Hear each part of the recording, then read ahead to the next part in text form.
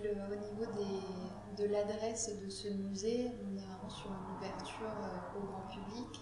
On s'adresse également à un public peut-être plus de connaisseurs. Quel est le public visé pour le musée?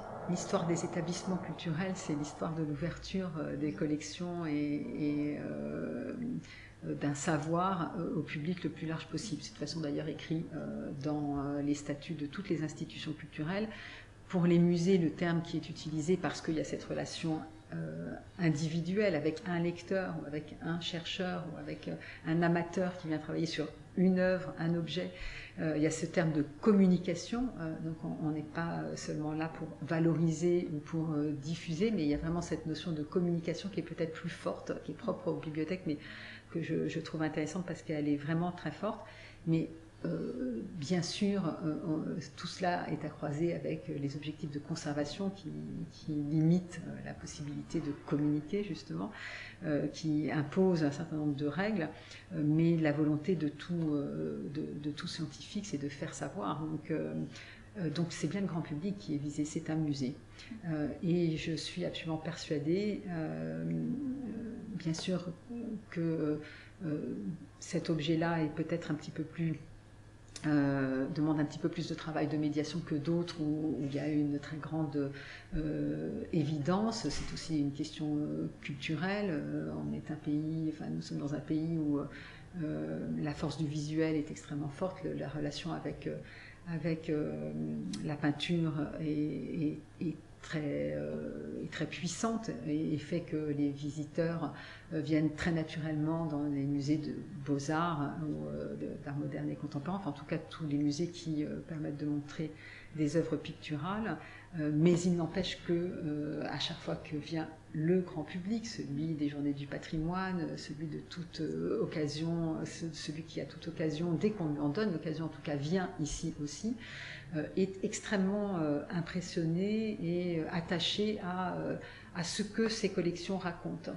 Il y a un goût pour l'histoire qui est extrêmement fort aussi, et c'est bien cette dimension historique que l'on peut montrer. Et puis, au-delà de cela, quelle que soit la nature des objets dont on parle, les manuscrits, le fait, le contact, la possibilité de voir un manuscrit, quelque chose qui, pour tous les publics et pas seulement les publics qui auraient tel niveau d'études ou tel niveau de scientificité dans son propre métier, c'est vraiment le grand public qui est sensible à cette question de la matérialité d'un ouvrage, de l'histoire que permet de raconter tous les objets de la collection justement des monnaies et médailles, de la relation à la musique, de la photographie évidemment, puisque il y a aussi des collections d'objets, des collections d'art graphique qui permettent de rencontrer le public le plus spontanément présent dans les musées. Donc oui, c'est le grand public, vous avez raison, le thème de l'ouverture est un des aspects majeurs dans le projet scientifique et culturel de ce chantier. Il n'y a aucune raison de penser que le grand public ne pourrait pas être attiré. D'autant plus que dans ce bâtiment, il y a une dimension patrimoniale liée au monument. C'est aussi un monument que l'on va ouvrir.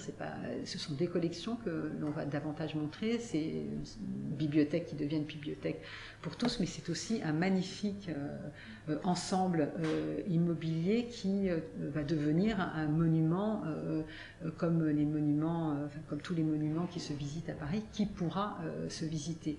Et il est magnifique à vraiment beaucoup de titres, d'abord parce qu'il raconte une histoire de l'architecture, donc on fait une promenade architecturale du XVIIe au XXIe siècle, avec des grands noms de l'architecture. On a des espaces qui sont extrêmement agréables parce qu'il y aura un jardin, tout ça est d'une très grande banalité, mais quand on se promène dans cet espace, on n'a pas besoin de beaucoup d'imagination pour se rendre compte que c'est un endroit qu'on a envie de découvrir.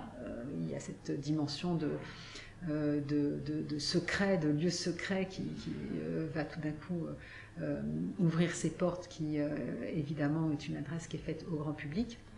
Et c'est aussi un palais, donc, avec des décors somptueux, qui a été la demeure de Mazarin. Donc on touche vraiment à des dimensions. Si on sort de ce qu'est une bibliothèque et qu'on va du côté des établissements culturels, qui est d'une extraordinaire richesse. Donc on peut toucher à beaucoup d'aspects.